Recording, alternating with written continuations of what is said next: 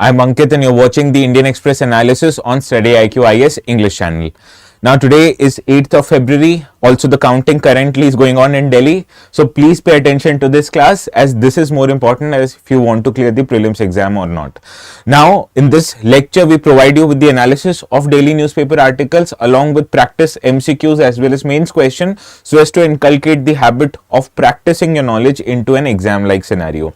Now this kind of a habit, if you inculcate it or if you develop it on a daily basis, it will, and I guarantee it will prove much beneficial if you want to clear the exam or not, right? So I'm assuming all of you are watching this, and if you want to clear this exam, please continue watching such sessions. Now our today's discussion, it covers articles that have been appeared. Give me a minute, I'll get it restarted.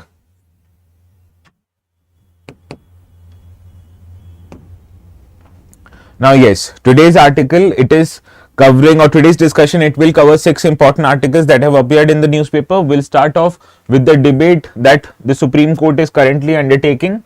This consideration has reached Supreme Court actually because Tamil Nadu government feels that the governor of Tamil Nadu, Mr. P.N. Ravi, is withholding the assent of many bills that has been sent after the passage from the State Legislative Assembly of Tamil Nadu. Now this dispute has actually reached the doors of Supreme Court of India, and Supreme Court of India will consider the grounds based on which the governor can actually give or withhold his or her assent to any bills passed by the state legislature.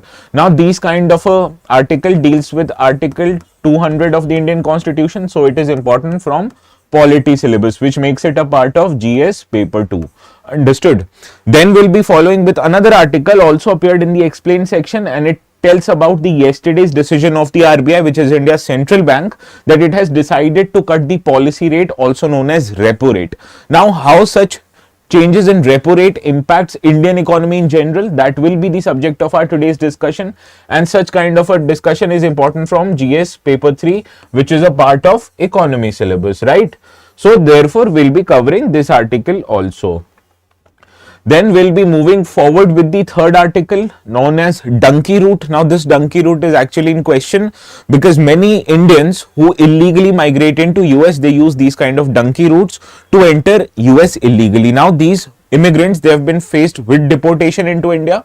So we'll understand that what kind of route is this, why is it so dangerous, and what makes these route different, as to why the law enforcement agencies are not able to catch the people who are illegally migrating into US, right? So this is primarily a subject of place in news and also somewhat important from Indian society perspective, because people of India who want to go to US, it means that there are some changes in Indian society, right? So we'll try to understand that primarily the factors why actually people want to go to other countries in order to seek jobs and etc. So this primarily is important from places in news and also from the perspective of Indian society, which is a part of GS paper 1 syllabus.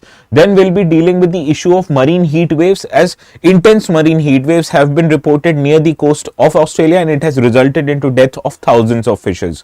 Now how such marine heat waves are detrimental to the climate of globe, we'll understand this in our today's discussion, and this becomes important from GS paper 3 syllabus, which deals with the matters of environment. Understood? So that is why we'll be dealing with such topics. Then we'll be following up with a environment related topic on Dibru-Saikhowa National Park, as the OIL, that is an Indian PSU, it is undertaking various kind of oil extraction from the protected area of Dibru-Saikhowa, and after the permission has been denied to that body is now undertaking the oil exploration under the pretext of research and development activities. So we'll understand the important aspects of Dibru-Saikhowa National Park. As we have seen in the past, UPSC particularly asks questions from important protected areas that have been in news. Understood? So that is why we'll be dealing with this, and we'll conclude our today's discussion with a debate on effectiveness of the tax cut that was announced in this year's budget. That the Union Finance Minister, she announced that people earning up to 12 lakh rupees, they will not be required to pay any tax. Now naturally such kind of a move is intended to promote consumption and demand in the economy.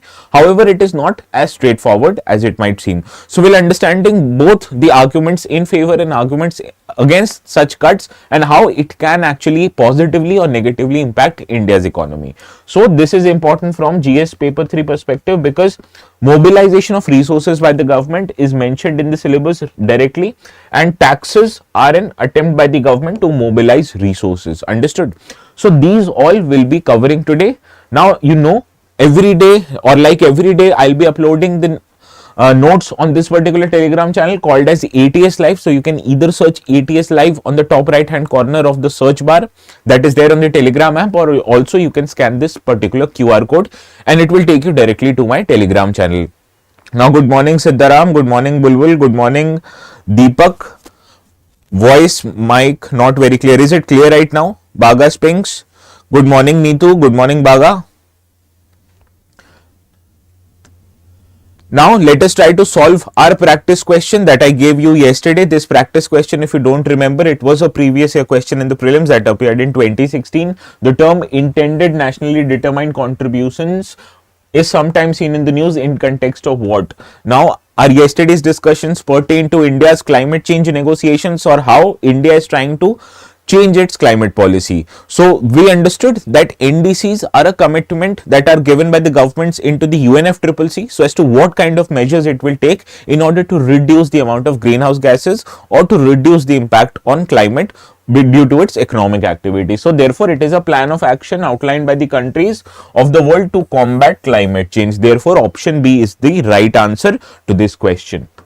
Now, we'll be taking up another practice question from the mains perspective. Before the end of today's session, it deals with the critical analysis of impact of direct tax cut on the Indian economy, and we have to highlight whether such reductions always lead to higher economic growth or do they pose risk to fiscal stability and income distribution. So this is how we'll try to attempt our today's question.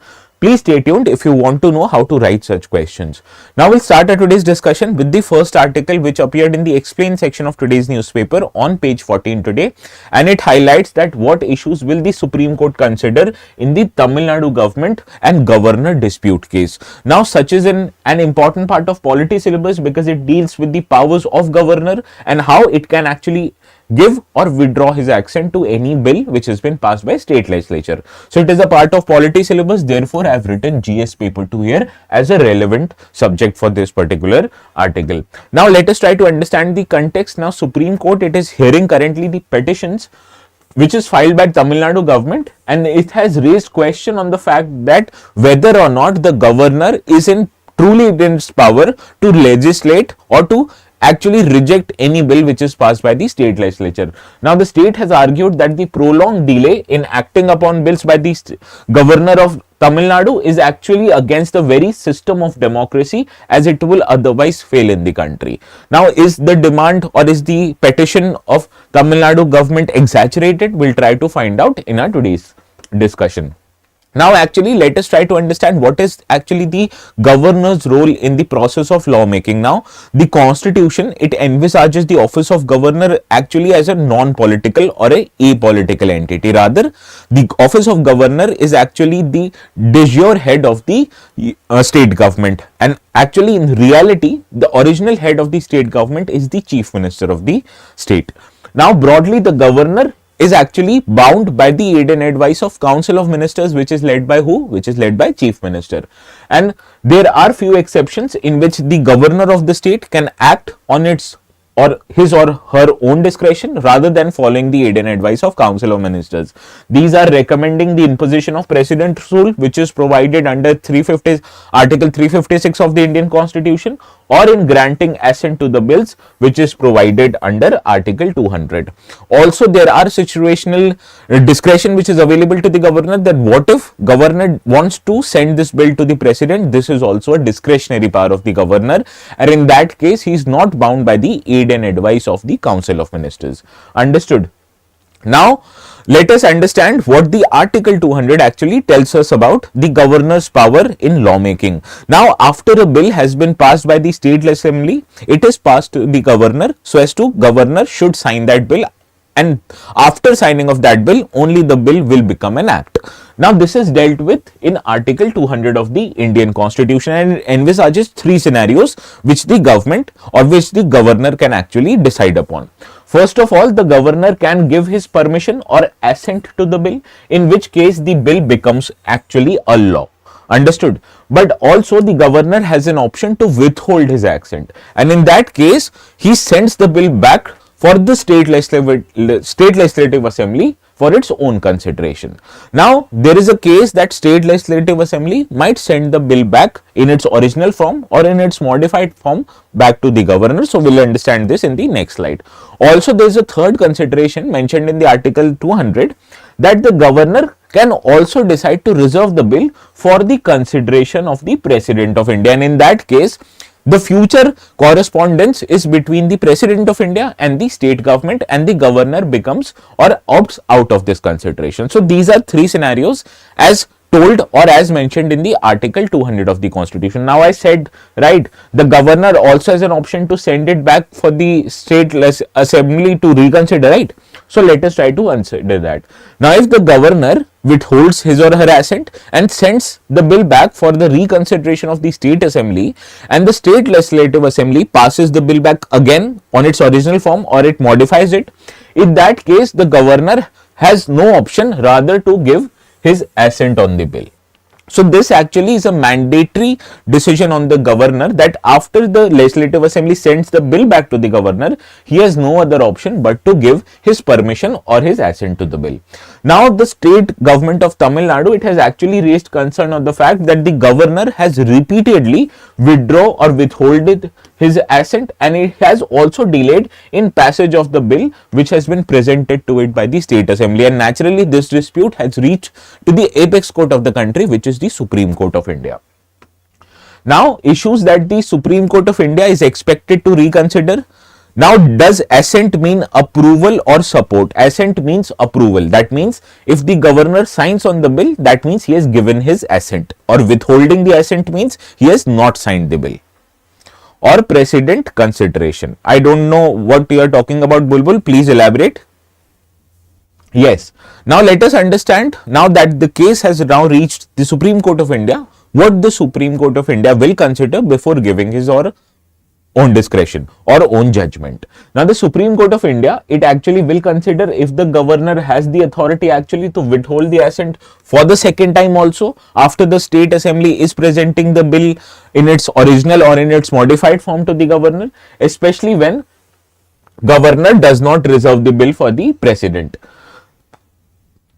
So this is the first instance which the Supreme Court will dwell upon. Also, the Supreme Court will dwell upon in what cases can actually the governor send the bill for the consideration of the president. Does it extend to all the bills, or does it extend to only some kind of the bills? Because we understand that matters which are related to federal form of the government or powers of high court or imposition of any tax, that bills are usually referred to the president by the governor. So the Supreme Court will decide, can all bills be referred to the president, or can only some of the bills can be referred to the president, and which of the some, that will be decided by the Supreme Court. Understood? Also, the Supreme Court will consider the factors that influence the governor's decision when he or she refers the bill for the consideration of the president, and also the Supreme Court of India will examine the concept of pocket veto. Now, pocket veto is a power given to the governor, that governor can actually delay the passage or withholding or giving the assent to the bill, that he does not make any decision for an indefinite amount of time. That is called as a pocket veto. Now, the Supreme Court of India will actually consider whether this pocket veto is applicable to the governor or not, and whether it has any constitutional validity in India or not.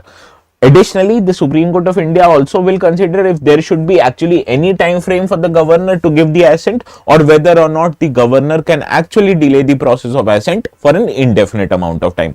Because you understand, if the governor decides to delay the assent of the bill, it will not lead to bill becoming an act, and it will create problems in the governance, right? So actually, when the governor is actually only the de jure head of the Indian states, then the governor should actually give his or her own permission to bill becoming an act. Understood?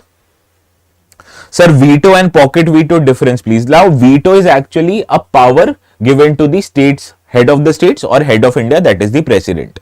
Now there are many types of veto, such as a definite veto. Suppose if I say no to anything, that is also a veto power. Now there is another concept of pocket veto, which you can understand that if I give you something to consideration and you put it in your pocket, which means you will consider it later on and there is no definite time frame for it. There's a term in India, they say, right, dekh lenge.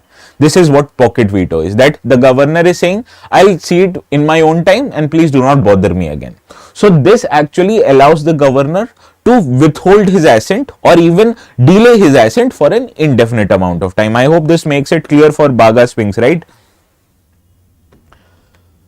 Now let us try to understand what does the Supreme Court of India feels about the time frame of the assent. Now, although Article 200 of the Indian Constitution, it states that the governor must take a call on granting the assent to the bill as soon as possible. However, the Constitution does not provide a specific timeline. Now, the Supreme Court has actually addressed this issue in past decision. However, even then the Supreme Court has not passed any direction imposing a significant or a specific timeline for the governor. For example, there are two important cases in this regard. First was Nabam Revia and Bamang Felix versus Deputy Speaker. In this judgment, the Supreme Court of India said that the governor, he or she cannot withhold the assent of the bill indefinitely, but must return it to the assembly with a message that this could be included or what could be the recommendation of the governor in this regard. Also, there was this case which was heard by Supreme Court in November 2023 on the issue when Punjab government went to Supreme Court highlighting that the then governor was not giving his or her assent. In that regard, the Supreme Court said that the phrase as soon as possible mentioned in the Indian Constitution means that the governor cannot or is not at the liberty to keep the bill pending for an indefinite amount of time. However, even in these two judgments, the Supreme Court, it did not give a specific timeline. It said you should do it as soon as possible, but it did not say whether you should do it in a part of 1 day or 1 week or 1 month, etc. Understood? So there is no specific timeline. Now let us try to solve the practice question that I have curated on Article 200. Consider the following statements regarding Article 200 of the Indian Constitution. The governor can reserve certain bills passed by the state legislature for the consideration of the process if they threaten the powers of High Court. Yes, this is correct. I told you there are some instances where the governor has to reserve the bill for the consideration of the president. That includes changes in power of High Court, levy of any new taxes by the state government, that is referred to the president inevitably. So first statement is right. The second statement, if the governor returns the bill for reconsideration and the state legislature passes it again without any changes, the governor is bound to give assent. This is also correct, as I told you, that if the governor refers it back to the state legislature and the state legislature give it back originally or with a modification, the governor has to give the assent. This is a mandatory provision on the governor. So both the statements are right. We have to identify correct statement here. Option C here is the right answer. Now let us move to another article of the day. This article also appeared in the explain section on the page 14, and it states that the RBI, it has decided to cut the repo rate. Now yesterday, the decision of the Monetary Policy Committee, which is a 6-member committee constituted specifically for the purpose of deciding the policy rates in India, it decided after 5 years to deduct or to reduce the key policy rate known as repo rate by 25 basis point. Now, if the newspaper mentions 25 basis point, it means 0.25%. Understood? That means 100 basis point is equal to 1%. So this, I hope this term is clear. So it says that it is reduced by 25 basis point. It means earlier the repo rate was 6.5%. Now it will be reduced to 6.25%. Now this is the first repo rate cut in nearly 5 years time, and the intention of RBI in doing so is actually a response to evolving economic conditions as the world and India, it is witnessing subdued economic growth. So as to promote this economic growth or increase the money supply, RBI is actually reducing the repo rate. Understood? Now, why did actually RBI cut the repo rate, or what was the actual reason behind it? I told you, right? The main reason behind the repo rate cut is actually to stimulate economic growth in India by making the process of borrowing cheaper. As if the repo rate has reduced, you understand the banks will reduce the rates of their loans also, right? So if the loans have become cheaper, more and more people and companies will go for loans, and this will promote development for individuals and businesses, as they will set up new factories. People getting loans will buy new car, new houses, new bikes, etc., and this will promote increased spending and investment in economy. First of all, people will spend it on various goods and services, and to fulfill the demand of increased demand for goods and services, the company will add newer investments in their factories, offices, etc. So this is what the main reason behind the repo rate cut is. Now, repo rate cut, it also helps bank reduce their lending rates, as I told you. Therefore, the loans, they will be more accessible and more cheaper to people, and therefore they will be more affordable to borrowers. Further, lower interest rates, it can also lead to increased borrowing, spending and investment, ultimately supporting in long term creation of job and more employment. So the intention of RBI is not just to promote economic growth, but also create new jobs in the economy, which we understand is a very big cause of concern for India, because India is not able to provide jobs to its large population. Now, let us try to understand how our repo rate cuts might impact the economy. First of all benchmark lending rates, that is the lending rates of banks, they are decided or they are linked with the repo rate, and this is known as external benchmark lending rates. As the lending rates or the rates of loan which is set by the banks, they depend upon the repo rate, and if the repo rate itself is reduced by 0.25%, you understand the lending rates of bank will also be reduced, and this will provide a relief to borrowers as their EMI payments will reduce. And you understand, if your payments are reduced, you can spend that excess money into other obligations. You can buy goods and services, you can buy clothing, you can buy bikes, you can buy cars. Naturally, all of this will promote demands for goods and services, leading to more and more investment in economy. Further, lenders, they may also reduce the interest rates on loans that are linked to the marginal cost based lending rate. Now, earlier, the rates of loans that were charged by the banks, it was linked with MCLR. However, MCLR in such was not effective. Therefore, now more banks lend it on the basis of external benchmark lend rate. So technically, both of these highlight that if you reduce repo rate, the chances of banks reducing their rate of loans will also increase. Therefore, loans will become cheaper. Therefore, borrowing will also become cheaper, and therefore EMIs will also become cheaper. Understood? Now, as I told you, EMI on homes and vehicle loans will come down, and therefore it will make it easier for individuals to repay their debts. However, there are many negative consequences of reduction in repo rate also. First of all, that it can eventually lead to higher inflation, because ultimately reduction in any kind of policy rate increases the money supply, and whenever there are more money with the held in the hands of people, it might lead to increase in inflation, because people will have more money and they will be demanding goods and services, and if the demand of these goods and services are not fulfilled, you can expect rise in inflation.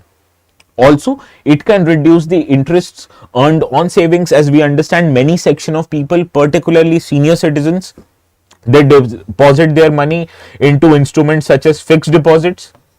So when the banks are reducing their lending rates, automatically they will have to reduce the rates on the deposits also. So therefore, people depending higher on the fixed deposits, they might lose out on their interest income. So this is how such kind of a measure has both kind of an impacts. Ultimately, it leads to increase in economic growth, but the downside is that it might lead to increased inflation and also lowering of interest rates that on your deposits.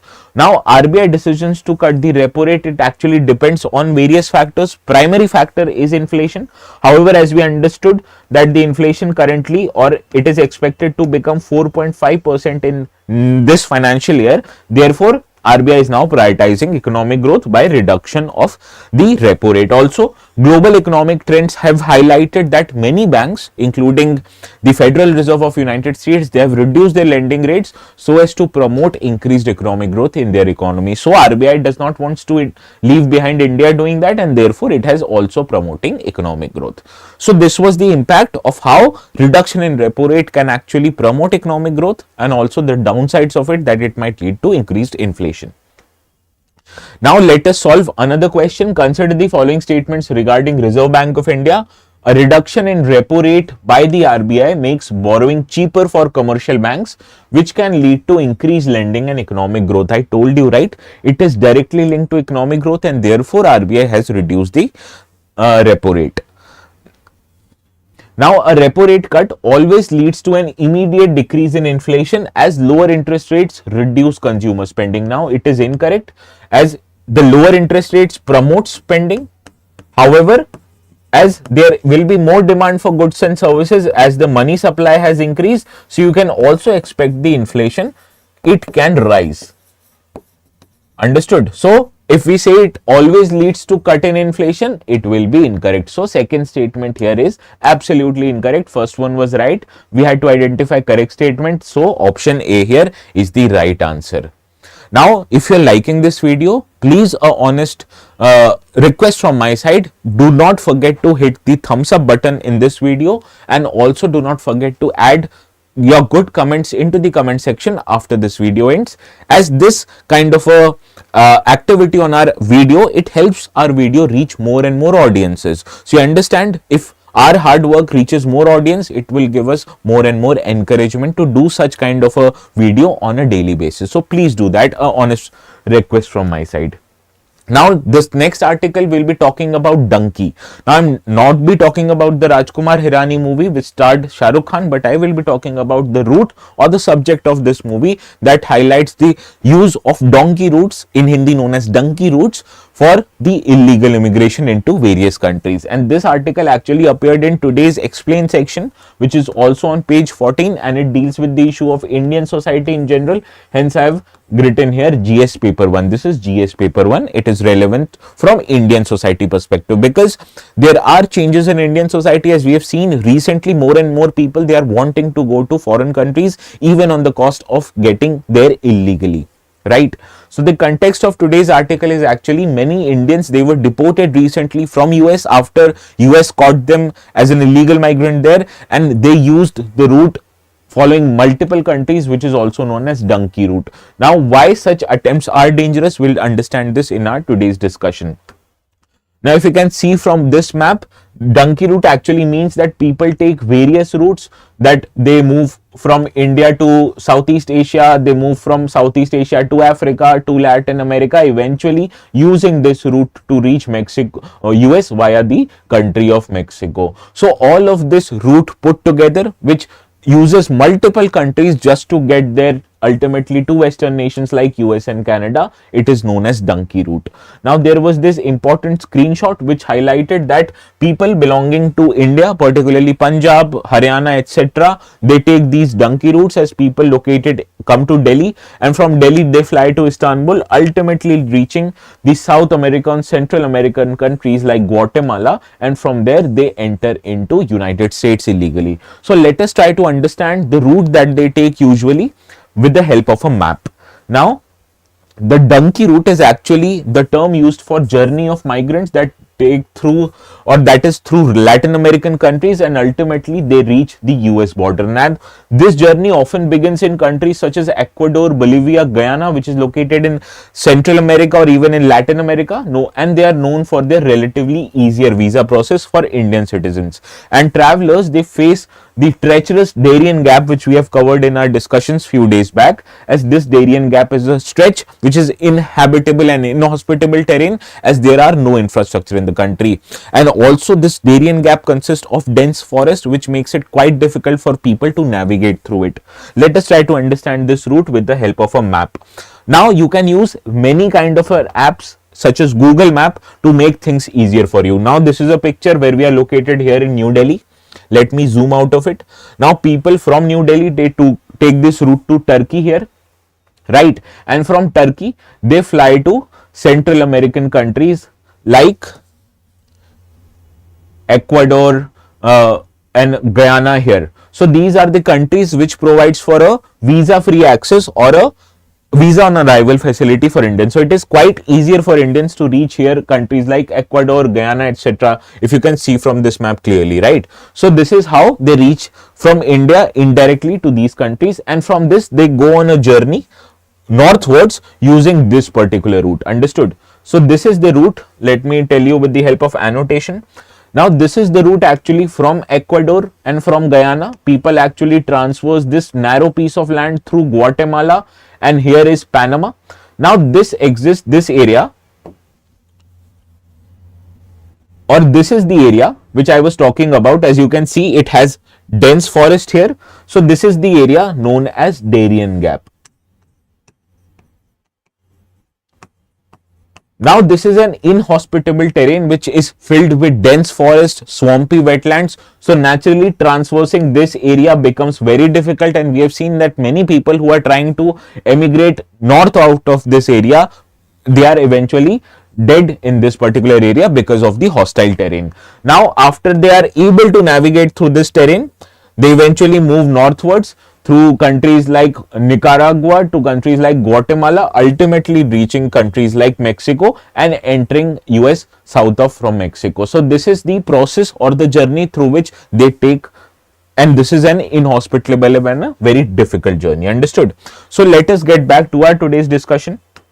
As I told you about donkey route, that after Panama, this route typically passes through countries like Guatemala and into Mexico, where migrants, they confront obstacles like fences jumping, river crossing, including the big river between US and Mexico that is known as Rio Grande. Now this journey eventually cost these people somewhere between 15 to 70 lakh, which is a large sum amount of money, and the Indian agents who are charging these people the money, they work in conjugation with the human traffickers throughout the route in their journey to US. Now despite this inherent risk and dangers, there are many factors which are letting these people to go into the countries like US illegally. So let us try to understand what are the reasons actually why, despite knowing the dangers quite well, these people are actually wanting to emigrate to US illegally. Now first is therefore the lack of economic opportunities, especially in the country's rural areas, because if there is no lack of economic opportunity, no steady source of income, people living in rural areas only have an option to do agriculture. So rather than doing that, people would want a better income prospects which is providing them abroad in higher developed nations such as US and Canada, as the people who are working there, they get higher wages, and therefore people who are earning higher wages in developed countries, they also have an hope to send some amount of money back home. So this is the primary factor, that is lack of employment opportunity in India, and hope for a better employment prospects in the developed countries is what promoting them to take this illegal route into US. Also there are significant social and peer pressure, as we have seen many family members, friends of these people, they live in developed countries and they are saying that bhai tu kar kya raha hai, why aren't you coming to India, or why aren't you coming to these countries. So based on this social and peer pressure, these people eventually succumb to these pressures and then they decide to move back to such countries that provide them with safe refuge, as there are already their friends, relatives who live there, so they will not be spending so much on food and lodging, rather they can stay there itself. So this is the secondary factor that drives the illegal migrants into US. Also there is a perception of better life in the West, as we have seen in movies, pop culture, TV shows, web series, all of this highlight that people dancing in the streets of New York, dancing in the streets of Los Angeles, and this highlights that people actually are happy. They're not just they're rich, but they have a better standard of life. And this is also a factor, that the perception of better life in West, that drives these people to Western nations. Also, if they were to migrate legally, there are large barriers, because US, as you have known in our previous discussion, also favors migrants who are actually high skilled and highly educated. But the people who do not have good degrees or they are not highly skilled, they won't be able to get visas legally. And also if they want to study in US, it has higher cost, much higher than what is required to take you there illegally. So these are the factors actually that drive people to take the illegal route. First is the economic cause, that there is a significant lack of employment opportunities in India, and even if it is there, it is not paying you well. Rather, there are better income prospects in Western nations, as you will earn higher amount of money and you can also send some amount of these money back home. Secondary factor is the social and peer pressure, as there are many relatives, known people, friends of these people who live in these Western countries, and they encourage these people to come to US so as to have a better life. Also, there's a perception among Indians, especially from Bollywood, Hollywood movies, that the life is much better in West in terms of income, in terms of standard of living. So this is also a factor. Also, the legal migration suffers many barriers and high costs which the people are unwilling to pay. Understood? So this is what our today's discussion is. Now I have to tell you something which I tell you about every day. Now we at StudyIQ are offering many courses, especially to students who are very serious in their preparation.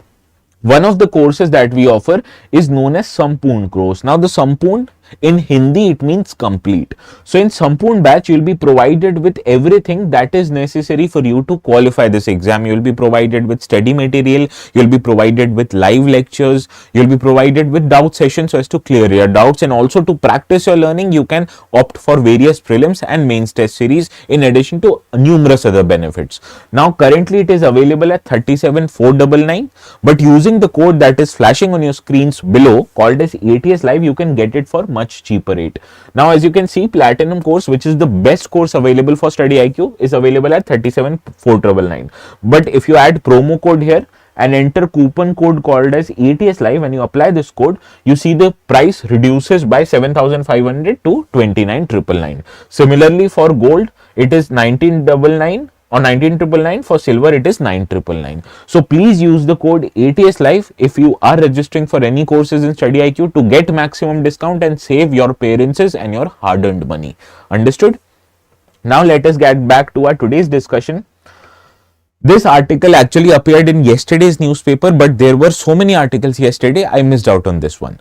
Now, this article actually highlights that the climate crisis has intensified so much that it is resulting into increased instances of marine heat waves.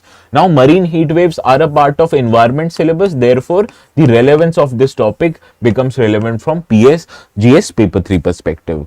Now, the marine heat wave, it is witnessed offshore the coast of Western Australia in January 2025, and it has led to death of over 30,000 fish, resulting into a study conducted by it. Now, the study which highlighted that there are increased instances of marine heat waves in the Western Australia, and not just there but across the globe. So let us try to understand actually what are these marine heat waves. Now, marine heat waves are the condition, or they are the time when extreme oceanic heat waves result into increase in sea surface temperature by an average of 3 to 4 degrees centigrade above normal. And if this condition persists for 5 days, we categorized it as a marine heat wave. Now, this actually can last for few weeks, months and years, and it has the potential to affect largely the marine ecosystems. And the studies have shown that the marine heat waves, they have become twice as frequent since 1982, with 50% increase in duration of just past decade. So this problem is witnessing higher amount of these problems in recent times, and therefore it is a cause of concern. Now, let us try to understand how this marine heat waves happen. Now, this is a normal condition. If the sun is it causes heating in the water body, and eventually you understand some of this water would evaporate back into forming cloud cover. Now, if the wind is blowing normally, you can understand it will disperse this evaporation process and eventually will cool down the waters that have become warm here. But if the winds do not blow quite well, or the winds are weak in general, it will not be able to disperse this process of evaporation, and it will not be able to cool the waters that are becoming warm just because of increased solar heating. So the amount of warmth, it spreads across the depth of ocean, and we see larger presence of warm water in the ocean, and if it persists for 3 to 4 days, we describe this condition as a process of marine heat wave. Understood? So this is what is happening in the cases of marine heat wave. Now, this marine heat waves in general in recent times have intensified, and the prime culprit for this is the process of climate change. So 90% of global warming excess heat is absorbed by oceans. As this excess heat, which is result due to process of climate change, it is absorbed by oceans, leading to higher sea surface temperatures. And since 1850, we have seen that the global sea surface temperatures, they have risen by 0.9 degrees centigrade, with 0.6 degrees centigrade happening just last 40 years. Whereas the projected increase in marine heat wave is that if the earth warms by and an average 1.5 degree centigrade, the marine heat waves could be 16 times more frequent. Whereas if the Earth's temperature rises by 2 degrees centigrade, the instances of marine heat wave will become 23 times more. So this is how the process of climate change, it is intensifying or it is increasing the instances and intensity of the heat waves, as we have seen here, because major of the heat which is there in the atmosphere, it is absorbed by the water bodies like ocean.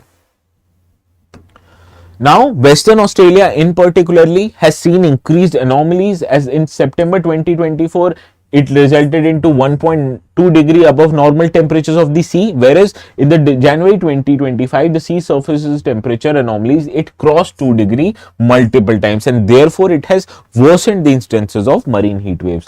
Now let us understand how these marine heat waves, they impact the climate of the globe. Now it causes habitat destruction in the marine ecosystem, affecting the fishery sector adversely. For example, 85% of corals that were present in Gulf of Mannar near the coast of Tamil Nadu, it got bleached just because of instances of marine heat wave, and this happened during the COVID period of May 2020. Also, kelp forests, which are a very important marine ecosystem, they thrive in cool waters. However, you understand, if the waters become warmer, the marine heat waves, they can have the potential to destroy these kelp forest ecosystems. Therefore, it impacts negatively on the marine diversity.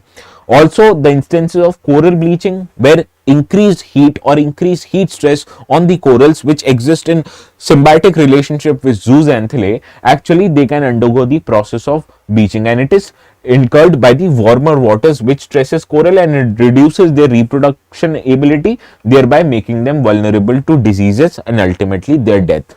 Also, the Great Barrier Reef, which is a very important tourist spot in the Australia, it has breached significantly due to the process of marine heat wave induced global warming. So this not just impact Indian coast, but we have seen it impacts coast throughout the world, primarily the coast of Australia, which has primarily the presence of Great Barrier Reef, which is a very important spot. Now let us try to solve this question. Consider the following statements regarding marine heat waves. Marine heat waves, they refer to prolonged periods of anomaly high sea surface temperature that can disrupt marine ecosystems. This is a correct statement, as it is a very straightforward one. Climate change and global warming have led to an increase in frequency and intensity of marine heat waves worldwide. Yes, this is right. And marine heat waves primarily occur in tropical waters and they do not significantly impact the polar regions. Now, is it correct? Do they not significantly impact polar regions? It is incorrect, as they affect every water body across the globe, and we have seen with increased melting of ice in the polar region, the sea surface temperature in polar region, they have also increased. So that may cause problem for the marine ecosystem living there. Therefore, third statement incorrect. First and second are right, and we had to identify correct statement. Therefore, option A here is the right answer. Now, good morning, Badmash. Sir, affording 1570 lakh is already a lot of money, but you understand how much money it takes to get educated in US. It is crores of rupees, and also you have to be graduate in some kind to go to US for post graduation, right, which these people aren't. So 1570 lakh, they get it from somewhere and they use it for illegal purposes.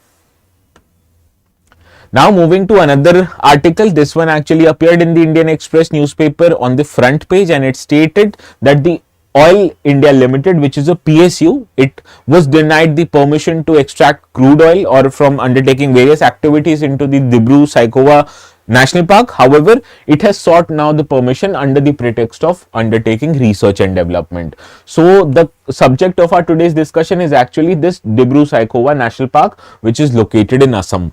Now, if you can see from this map, there are in total 7 national parks located in Assam. Dibru-Saikhowa is located on the eastern half of here, just nearby the Dehang Patkai region. Now, this is the area where the Assam states or shares its border with Arunachal Pradesh. Understood? So it is located in the eastern part of Assam.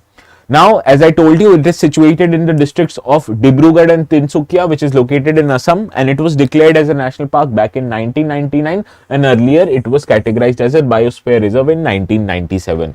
Now, the geography or the location of this river, it is bounded by rivers Brahmaputra and Lohit in the north, whereas the southern boundary of this National Park is located near the coast of Dibru River. And in terms of flora and fauna, originally established, or this national park was originally established to protect the rare white-winged wood duck. However, this park now boosts the population, or it shelters diverse species like Bengal tigers, Indian leopards, feral horses, who actually are descendants of horses that were abandoned in World War II. So please remember this rare white-winged wood duck, and please remember these feral horses. These are important species that are found here. Also, this Dibru-Saikhowa is an important bird area which has a presence of more than 300 bird species. Understood? Now, this area actually is a wetland or primarily a riverine ecosystem. So this is why the presence of birds is so huge in this area. Now, let us move to the last article of the day. This article actually appeared in the Indian Express newspaper, and it highlights a debate between two knowledgeable persons. One, a former chief economic advisor of Indian government, and another one, the former finance secretary of Indian government. And they both debate on whether the tax cut which was announced by Madam Finance Minister in her budget is actually good for India or not.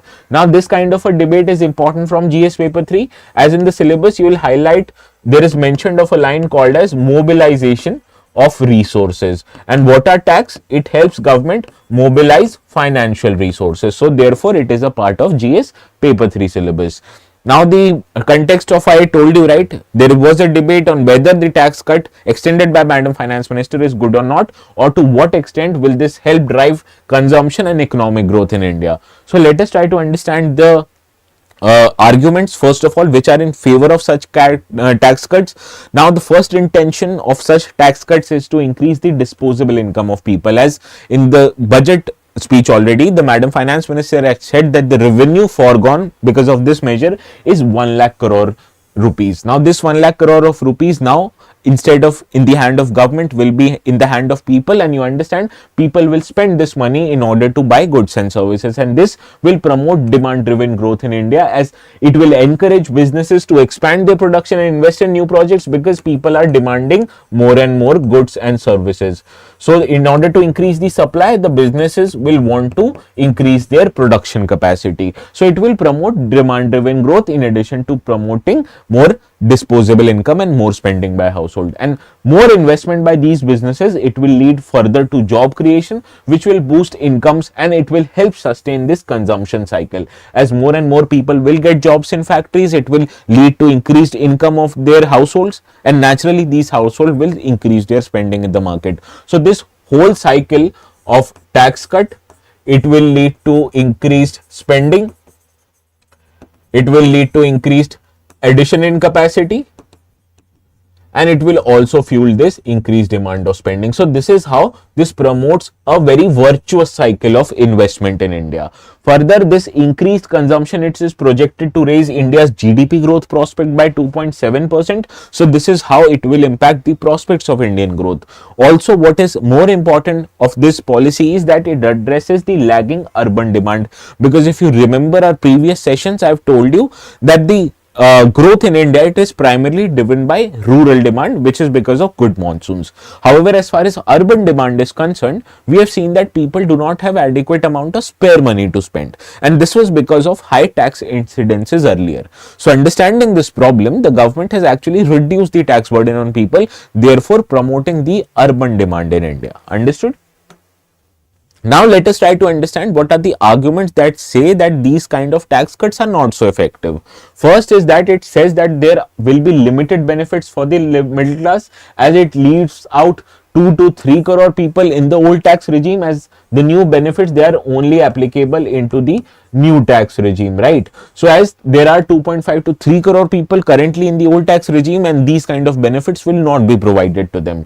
Also, it will have a weak impact on consumption growth, because private consumption in India stands at an amount of 200.3 lakh crore, whereas the intense tax relief is just 1 lakh crore rupees. So you can understand in perspective 1 lakh crore is very less amount when you compared with the total private consumption of 200 lakh crore. Further, the article it also states that it does not address the structural growth issues in the economy, that the real growth issue in Indian economy is that people do not have adequate employment and they do not get higher amount of wages. So if they do not get higher amount of wages, how will the tax cut impact them, because they were automatically out of tax burden. So that is why, by not addressing structural concerns of providing employment and the wage growth, the government is actually making a short term measure for a problem that requires surgery, and rather government is deciding to put a band-aid over it. Further, the kind of a measure that was taken by the Union Finance Minister, it mainly benefits urban and salaried professions, whereas the rural and informal sector people, they will not get any benefit out of this, because we know in the informal sector, even if you are earning large amount of money, you are legally out of tax bracket because the government is not taking into account your income.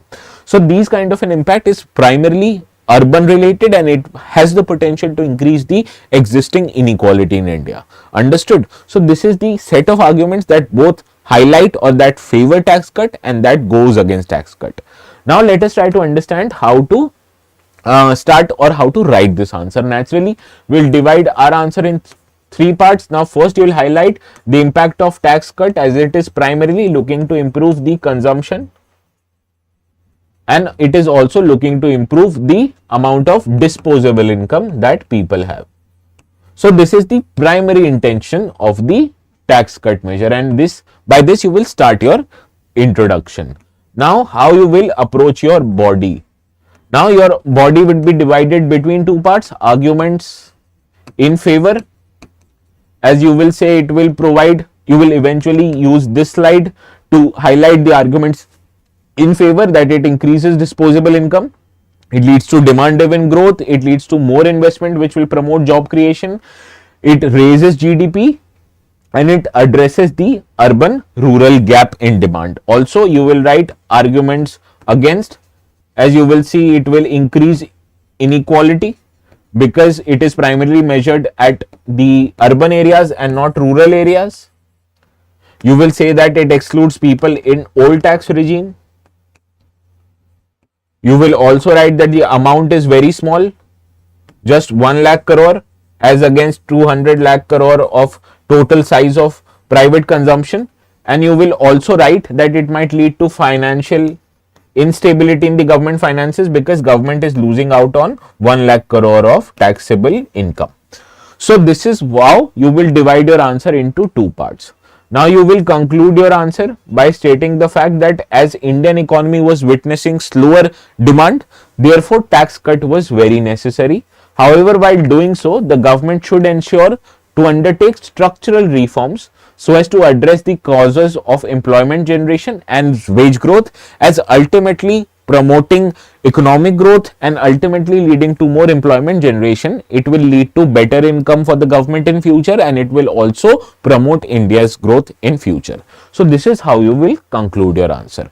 Please write your answer, submit it to me in the comment section of the channel ETS Live. And with this, the homework question for today, please solve this question, comment it in the YouTube comment section. Please do that there, and also I will see you again on Monday at 10 a.m. sharp with the new newspaper analysis. So have a great weekend. I will see you again on Monday. So until then, keep reading, keep analyzing, and more importantly, keep writing answers.